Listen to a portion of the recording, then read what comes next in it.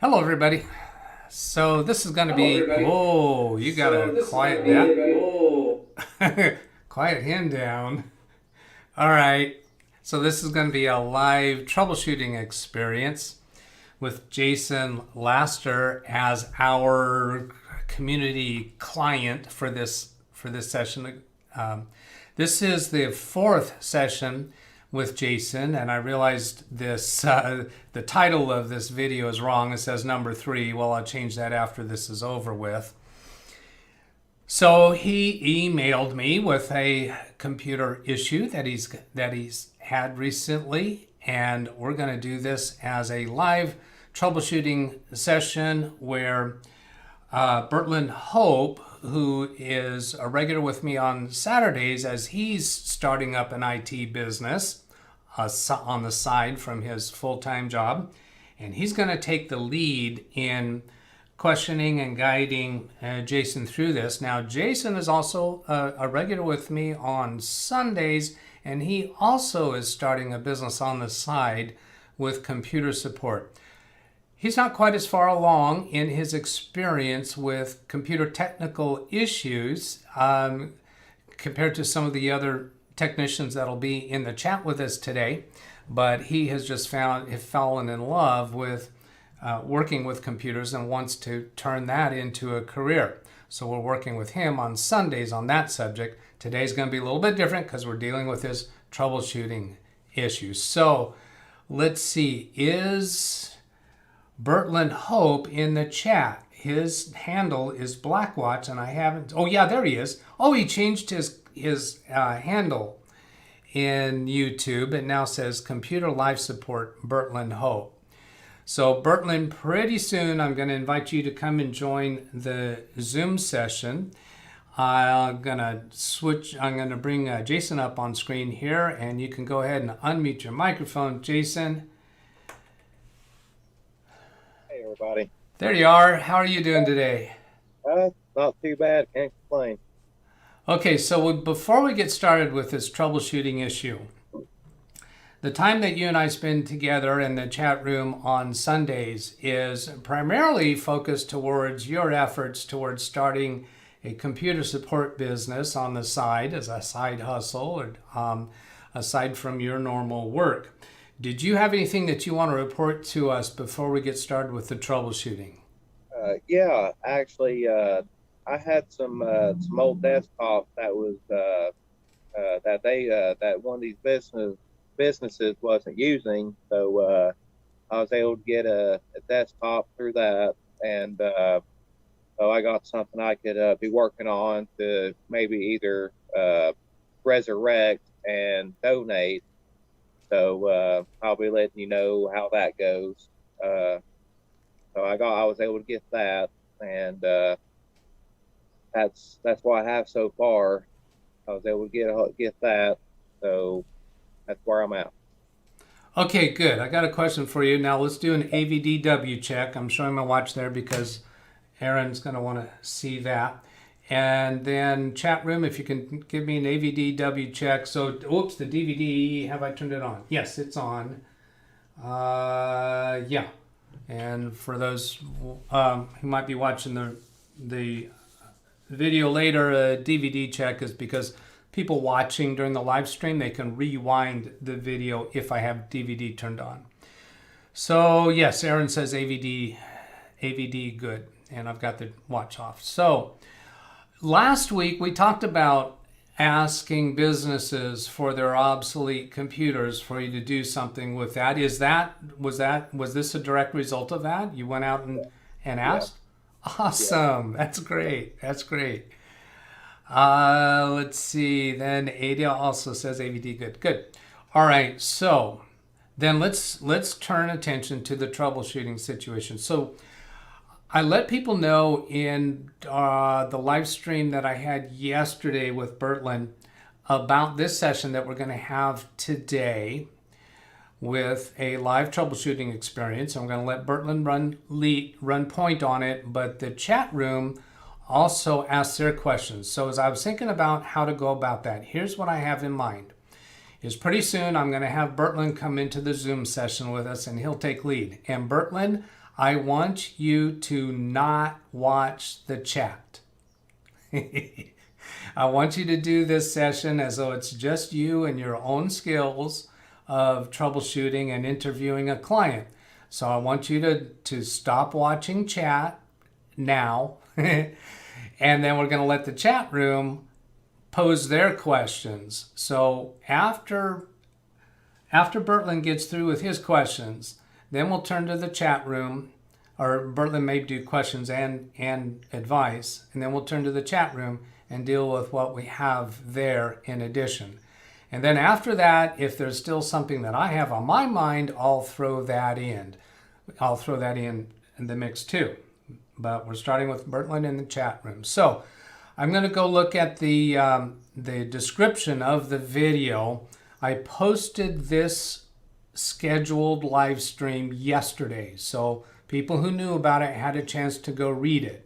For those who don't know about that already, you can scroll down on your screen on YouTube and read the description. Now I'm just going to focus on the last paragraph here. I'm going to read that, and then that'll get us started on a conversation. And so the email says, do you have experience troubleshooting why a PC won't go through post? Here's what happened. I have some CD drives that I pulled from some desktops that was given to me. I hooked them up via my PC to test them. Well, I nudged some of the cables and caused my PC to shut down. Now, no boot or post. I reseated everything and also went through my cables. Still a no-go. So that's what we know. Bertlin, go ahead and jump into the Zoom session, and we'll let you take it from there. Now, for those of you who are watching the video, you might want to read those prior 4 paragraphs. That'll give you a little more focus on the intent of this video. And then I'm going to go pop out the chat so I can monitor that. And we should hear a doorbell ring when Bertlin joins. Ha! Speak of the Bertlin now. Hello, Bertlin. He's connecting to audio. I don't think we quite hear him yet. Oh, and 1 second. Excuse me 1 second, everybody, please. Let me just do one thing quickly.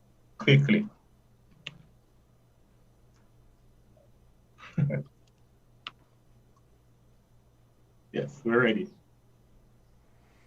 Okay, so Bertlin, you're on. Here's your client. I'm introducing you to your client, Jason, and you know what he's told us so far about the issue. Yes. So take it away. Okay. Hi, Jason. Hey, how you doing? Hey, I'm good.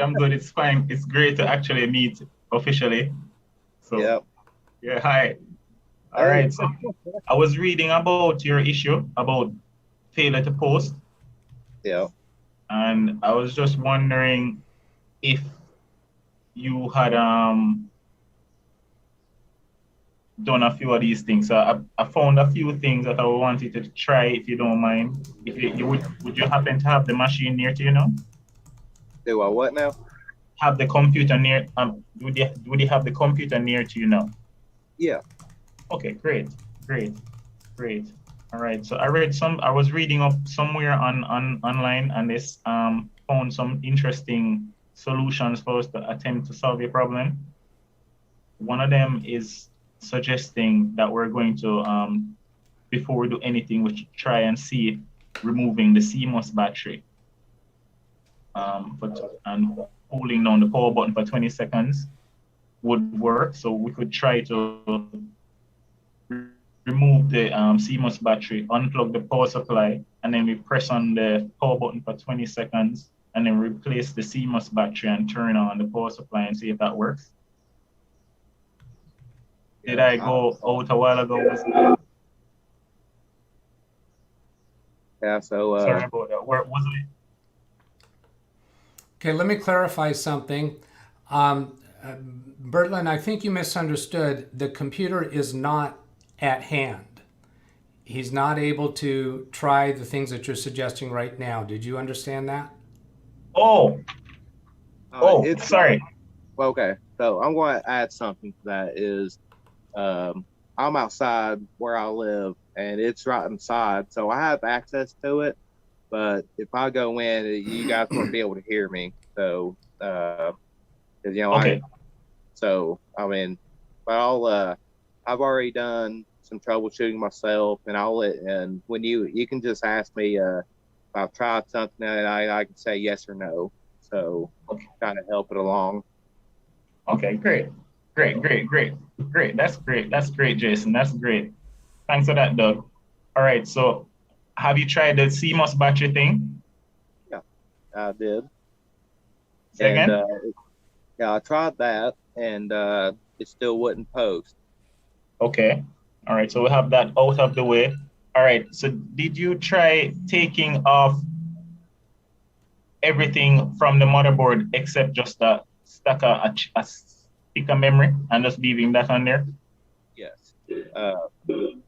I took my video card out, and I took everything out besides the memory and the CPU, and still a no-go.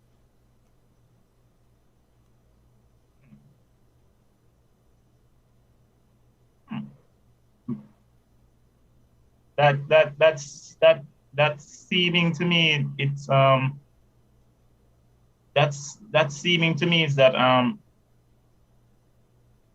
hmm. All right. So here I have it says that so removing so yeah so if it's not even pulling up when you have nothing on the board, right? Can you tell me what model board you have, please? What's if you have that? It's a Asus TUF Gaming X570 plus Wi-Fi. Say that again, please. Okay, Asus ASUS TUF Gaming X570 plus Wi-Fi. And the plus is spelled out as plus, not the plus symbol. Okay. Asus TUF Gaming X570 plus Wi-Fi. Yes. Okay. Okay. I have that. I just need to Google your board. All right. Making a note of that, Jason. Okay. And I'm also trying to get back to my notes. All right. All right. Sorry about that.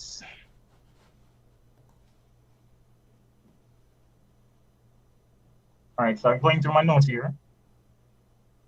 And all right. So it says not all computers beep. A post failure can be caused by the following situations: new hardware, bad or failing hardware device, or other hardware issues. And make sure it is turning on. So it's saying it's not even turning on, right? Nothing happens when you press it, when you power it on. No lights, no sound. Here's what happened, and I try to turn it on, is the fans turn on, the fans spin up, and the motherboard has RGB lighting built into it. That turns on. But Great. it also has QLED lights on it that Great. shows you the post. And it don't. The only thing that happens, the RGB lighting turns on and the fans turn on, and the post lights that's made into it doesn't do nothing, and that tells me it's not doing post. Oh, So I know it has power, but that's about it. yep. I'm Googling, I'm trying to find the documentation for your motherboard.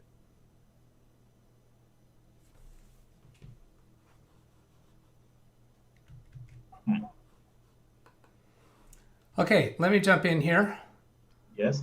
Let's see, Bertlin, we're going to stay with you for a little bit, but I want to take you away from doing your research at this point. And so part of this is a training for you in working with a client. And so I want to point out a couple of things here. You just got through this last segment. You found out more specifically what happened. What does he mean it won't post? That was great because you got him to describe precisely what happens. Now, I didn't hear him say what appears on the video monitor, and you didn't ask him that. So his first sentence in the email that he sent to you is, do you have experience troubleshooting why a PC won't go through post? So I want to know, what does the customer mean by it won't go through post? I've had clients say things like the computer won't boot. And when we get down to, well, what do you mean by that? Well, they press the power button and the light doesn't come on, the phone doesn't, the fan doesn't come on. Well, that's a different description than saying the computer won't boot. Because at that point, we can start looking, okay, how about the power cable or the power strip that it's connected to? So when a client uses a technical term or even a term that is essentially a conclusion, we want to find out what specifically did they see that's causing them to use that terminology or that conclusion. So let's see a little bit more about what he said. Yeah, he says now no boot or post. Bertlin, do you have a full understanding in your mind what your client means when he says no boot or post? Is there any remaining question marks in your mind? No, post is on self-test that's run when the computer turns on to make sure all the hardware is functioning so that it can start to use the machine. And then the boot. So I was wondering what was causing it not to boot. Okay, let me ask you this question, Bertlin. What is your understanding of why your client says it won't post? What is he seeing that tells him that it's not post?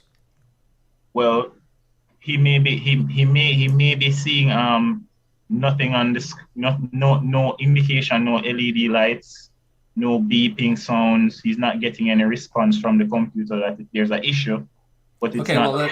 Well, let me tell you what I heard your client say. Is I heard him say that the post lights on the motherboard, the LED lights on the motherboard aren't lighting up, and that's what makes him conclude there's no post. I didn't hear him say anything about what appears on a monitor screen.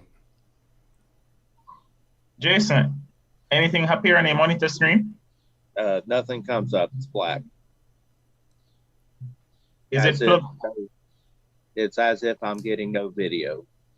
You plug it into the video card or to the motherboard? The video card. Okay. All right. Okay. Now then, another thing in his email that I think you'd want to ask about, let's see, he says, I have some CD drives that I pulled from some desktops that was given to me. I hooked them up via my PC to test them. Well, I nudged some of the cables and caused my PC to shut down.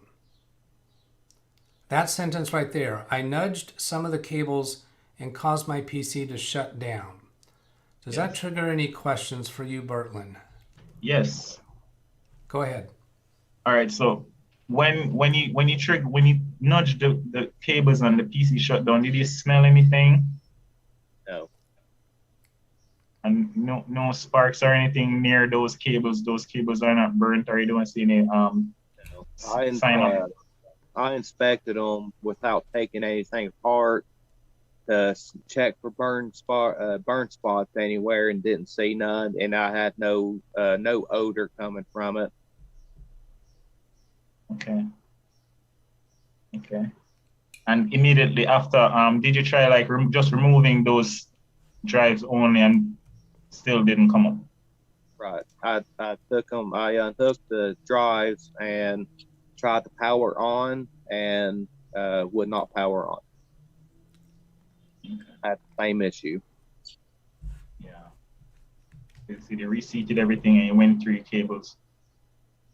Still Okay, on that point right there, Bertlin, he says he reseated everything. The word everything. You should have a question about that. Okay, when you say you reseated everything, in terms of everything, what do you mean by everything?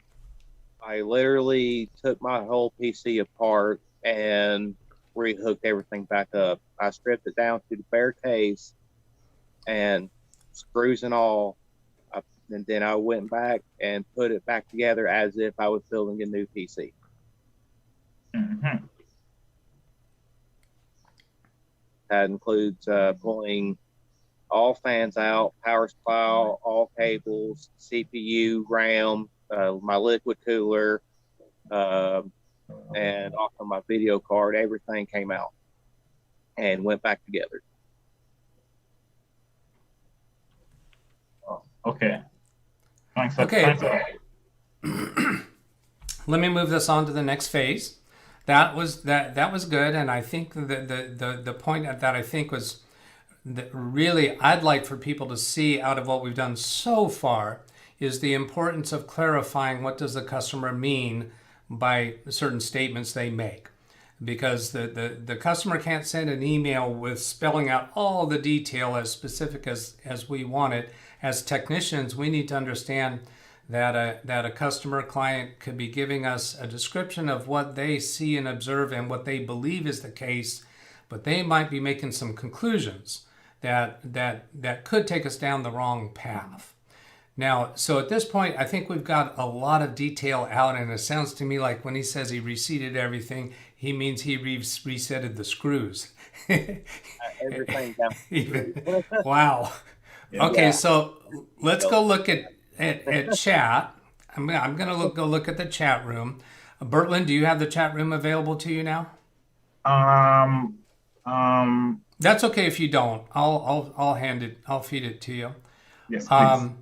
So without giving every name, most of these are all from ATEX and from Ada and from Blackwatch, and so each of them has several things they've asked for here. I'm just going to go read through the whole thing, and so as I'm reading through this, Bertlin, I want you to pick out what triggers an idea for you that you want to get maybe clarification or question your client about. So just reading through them. Does computer power up any lights on the desktop PC?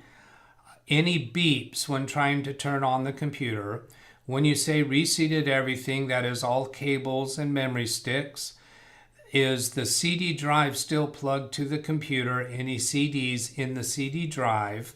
What is the error message, if any? How many RAM sticks on this thing? Did you try to power it on with just one module, if more than one? I'm sure that means memory modules. If it is beeping at startup, it could be RAM.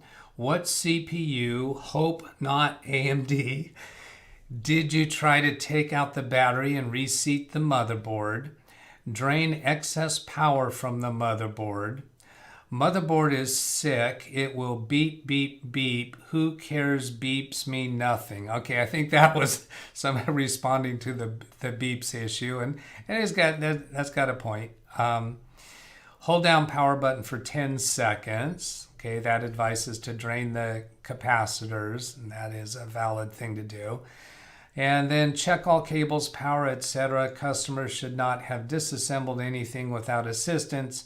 Does the CPU support onboard graphics? Well, let me point out there that Jason is at a level where he's at a level to disassemble things, but that's not what a normal customer is going to do.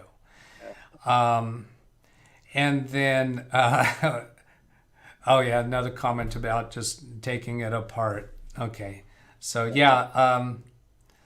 that is a total appropriate thing for Jason to be doing, particularly since this was a obsolete computer that was donated for him to do as he pleases with. So I'm not sure if there's anything more out of there that triggers for you, Bert Lynn. Is there any questions you want to take further on that? Sure. Did you try the memory module in each of the memory slots, and also did you try to drain the power from the motherboard? I did. What I did was I have two modules that I'm running in it, and I took one out, and I went to, it has 4 slots of has 4 RAM slots in it on the board. I took that one module, went to the 4 slots to see what would happen, and then I also did that with the second module, went through the 4 slots, and nothing. Mm-hmm. Now, what do you mean by nothing? It still wouldn't post. Okay, so you've told us, I believe, that the power supply fan comes on, the CPU fan comes on. Is that right? Yeah. Does a light come on for the keyboard? No. Okay. And you said nothing on the monitor screen, so you don't even get a splash screen from the video card, because the first thing you should be getting is a video card. Right. Did you try a different video card? I don't have a different video card. Does it have a built-in video? Nope. Okay. Okay, so that covers a lot of...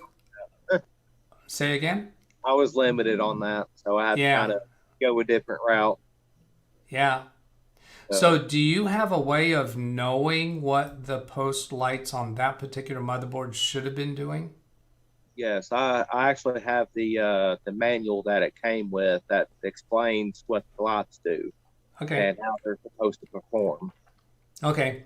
So now we're into the phase where I'm asking my additional questions. Bertlin's had his shot. Chat room's had his shot. So I'm asking a couple extra things. Were you connecting the CD drives while the computer was powered on?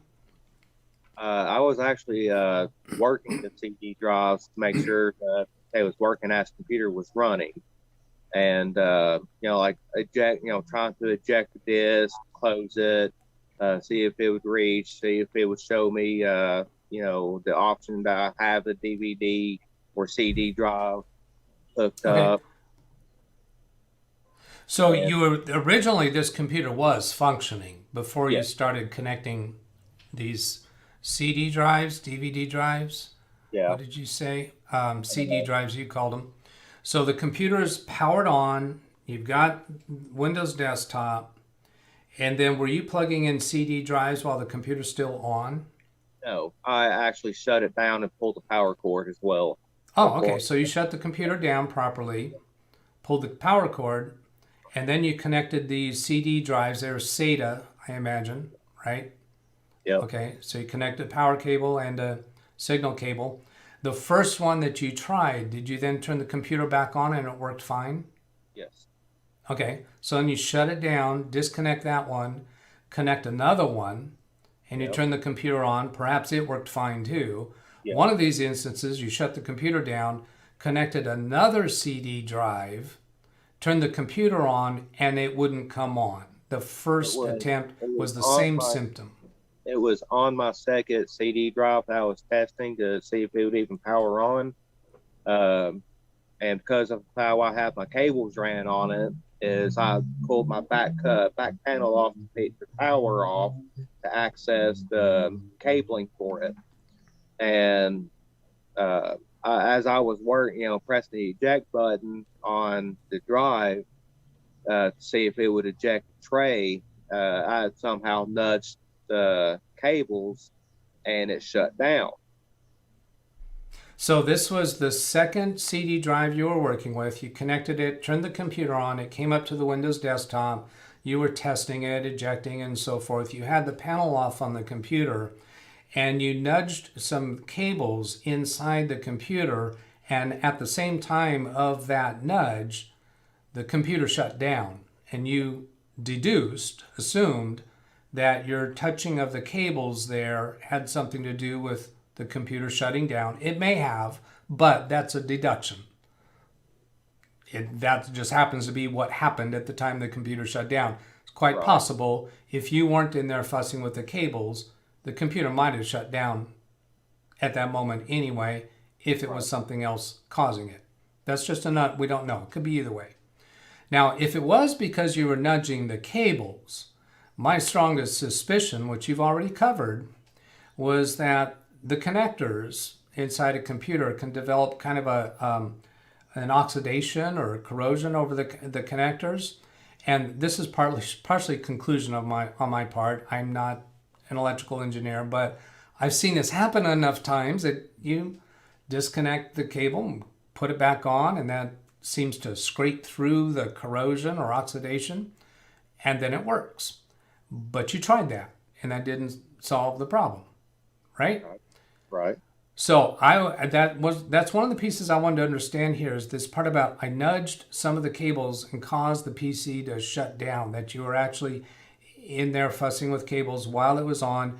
But I was questioning myself, does that, when you hooked them up to the PC to test them, nudge some of the cables, were you actually connecting it while the computer was on? And you're saying, no, that's not what you were doing. You were shutting the computer off to connect to the next drive. Okay, so I think we've got a clear understanding. I'm looking back at the chat to see if there's anything else. Shut all cables apart. Could be a bad power supply unit.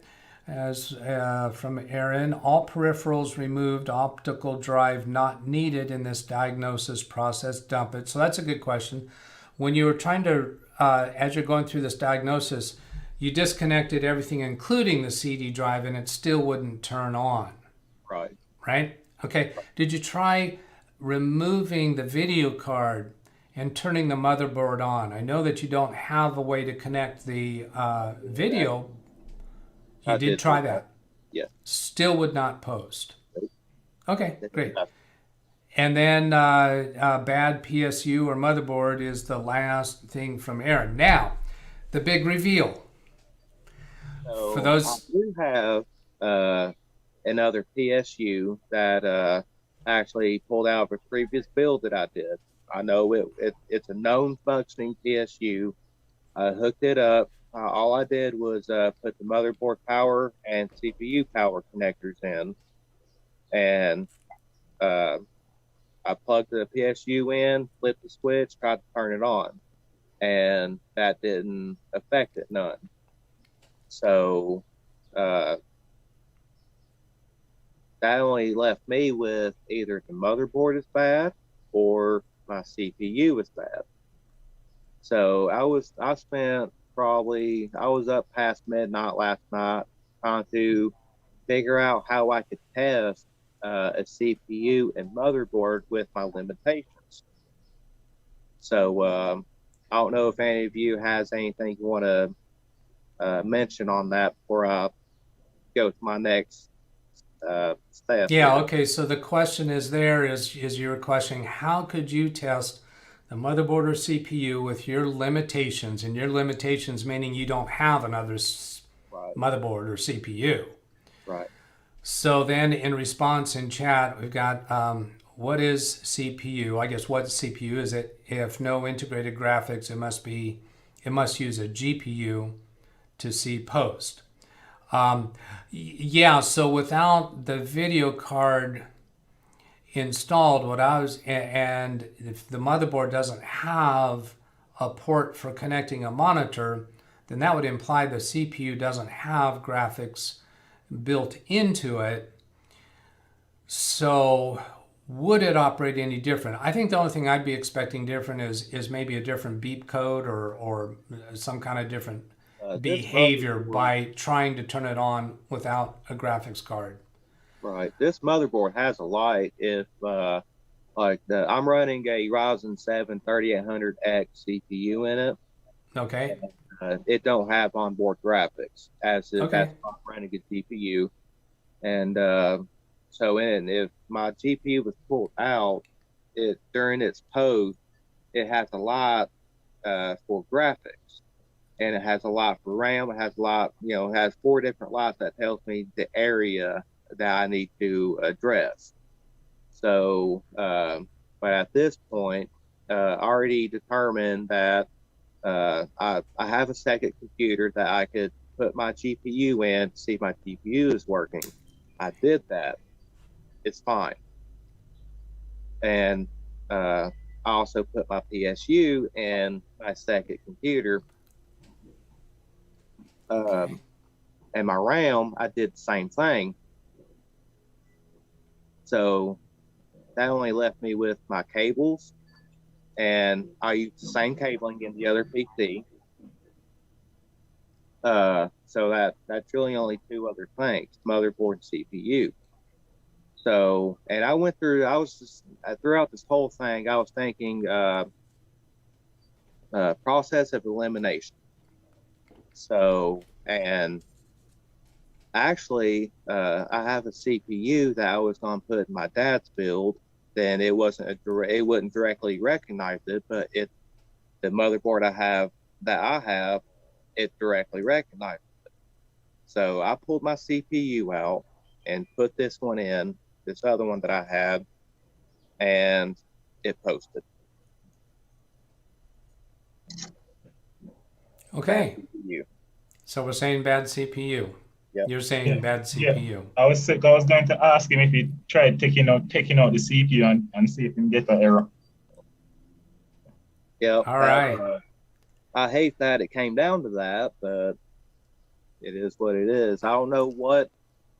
Now, that's something that I'm scratching my head on, is somewhere between me testing the second CD drive and me nudging the cable that I realized I nudged was my CPU power cable. And as I was taking stuff out, I had noticed that my CPU power cable was, it wasn't exactly, it was kind of canted a little bit somehow. So maybe it caused like some sort of surge or something to that nature to the CPU and fried it. I mean, I can't really put my finger on that, but that's what it ended up being. So, well, that sounds believable, and the evidence kind of points that way. The other thing that some people might pose, and I'm a bit skeptical, is static electricity. Do you get static charges when you're walking through your apartment? Well, for one, I have hardwood floors. Okay. So, and second, I have the chair I sit in when I'm doing this. It's a synthetic material that's covering it. And I also, when I work on PCs, I have a ground strap that goes on your wrist. I picked one up for like $5, and it's like, man, if it'll save me a $400 part, I'll spend the $5. Okay. So that kind of eliminates that. I'm surprised. I think you're the person. I did a lot of research on this. Jason. Go ahead. Yes, sir.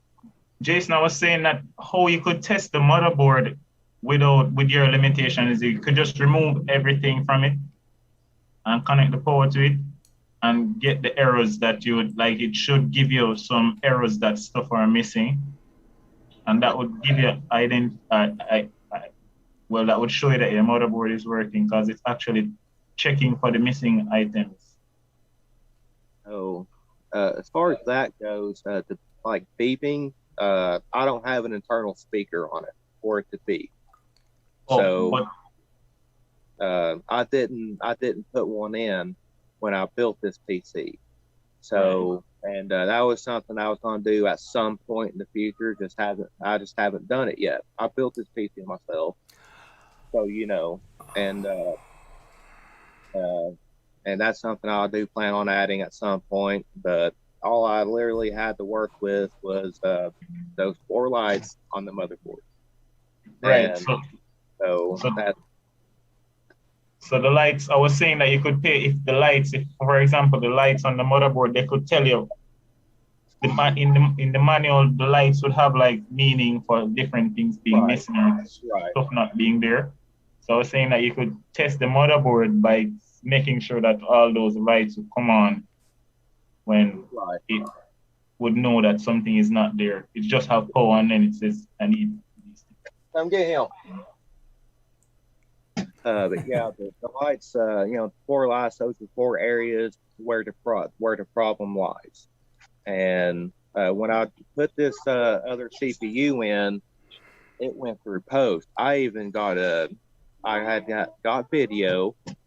I had it even came up to the point where it told me a new CPU was installed. So and that was at that point that I knew that it wasn't a motherboard issue, it was a CPU issue. So all right. four lights, they went through post power on self-test as if nothing ever happened. Yeah. So now I'm waiting on thermal paste so I can put my cooler back on. So I haven't really fully ran it. So I just let it run just long enough to see if it would go through post and get a picture. Very good. Very good. Yeah. Yeah. It was a pretty good test even for me. I'm a hardware type person, and so this I'm learning as I go. Well, this thing that you were saying about the power connector for the CPU being a little canted, not right.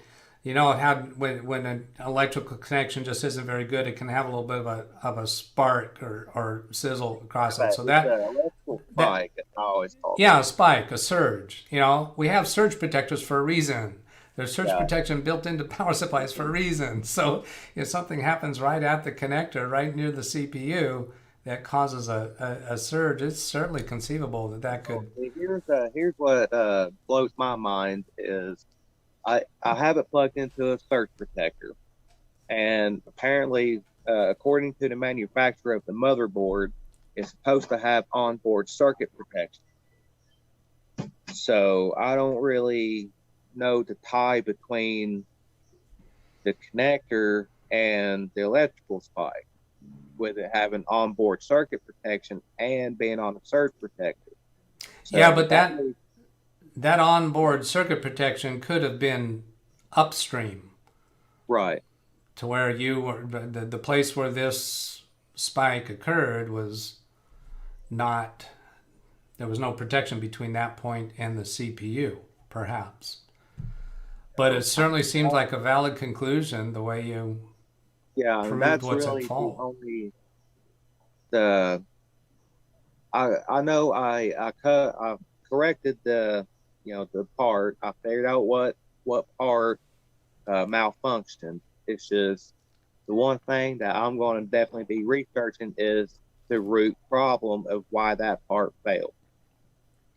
Okay. That's what I'm going to be researching that. So if anybody wants to shoot me some information on that, I'm open. So would that research be along the lines of, can a poor power connector connection fry a CPU? Is that where you're looking?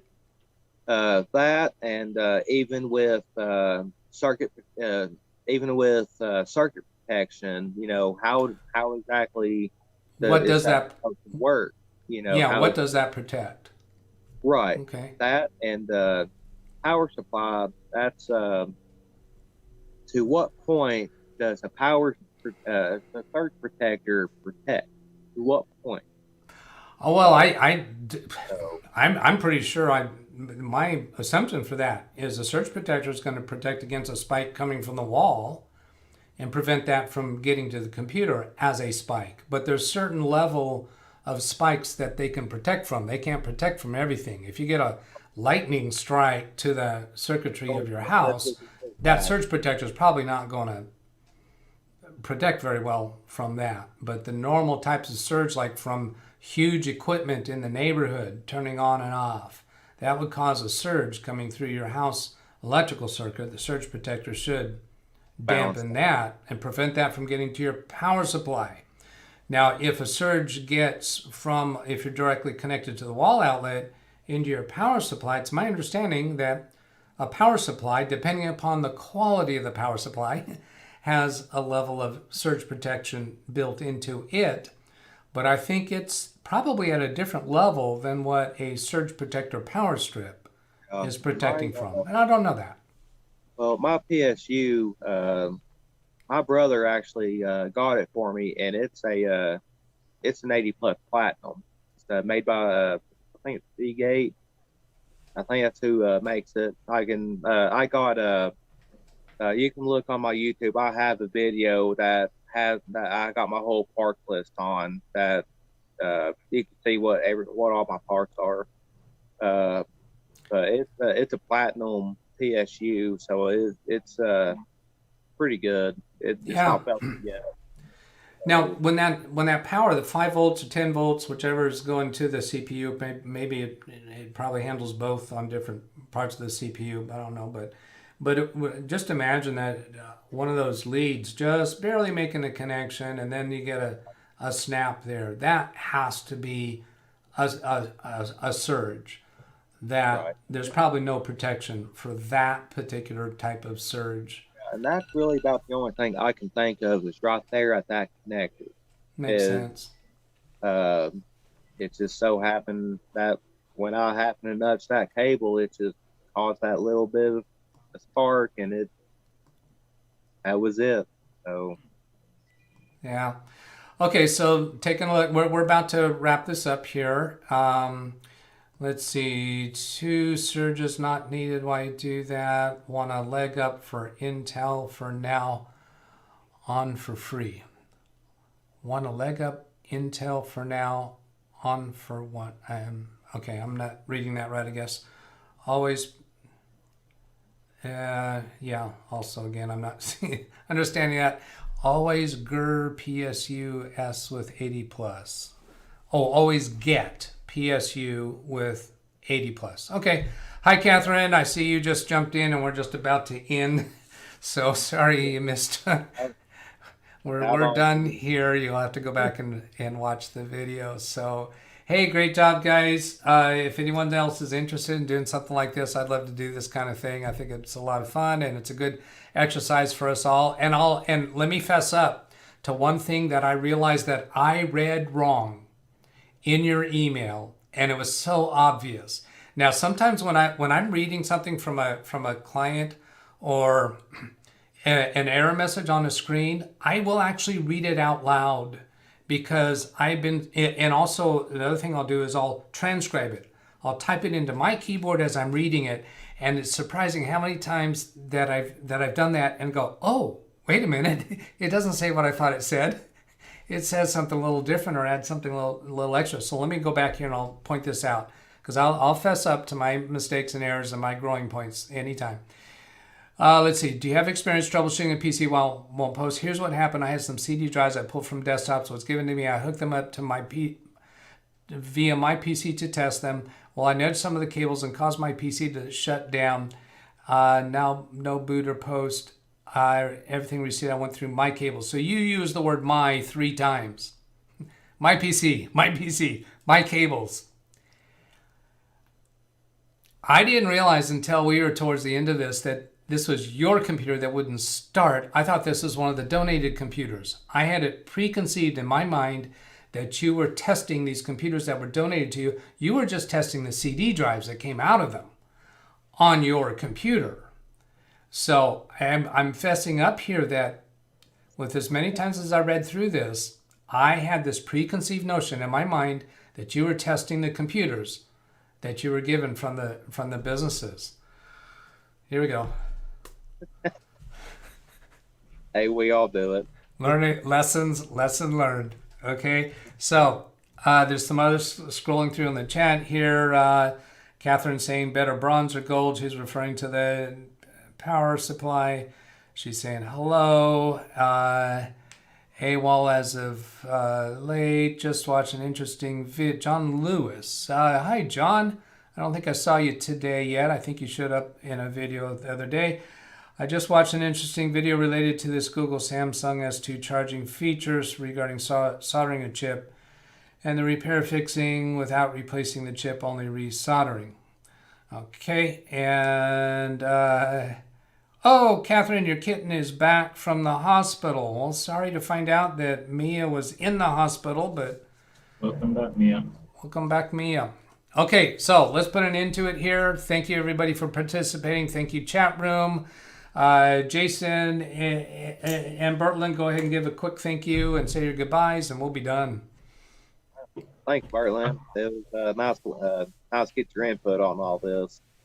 So getting some different ideas, perspectives. Yeah. So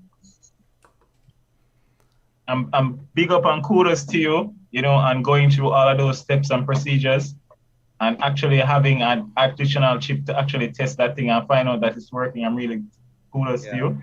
Big up yourself. Yeah, definitely. That's a big deal right there. And thanks for giving me the chance to assist with you guys on this issue here. Hey, it's a learn and go. I mean, you do what you got to do, right? All right, very good. I'm going to switch over here and say goodbye. If you guys just hold your peace for a moment, and I'll come back to you and say goodbye to you directly, okay? So here's the email address if you want to reach out to me for anything. And I see that Catherine has said that explained that her kitten had her bone aligned, and now she's much better. So that's happy news. So I hope this has been useful. Have a great day, everybody. Catch you later. Goodbye.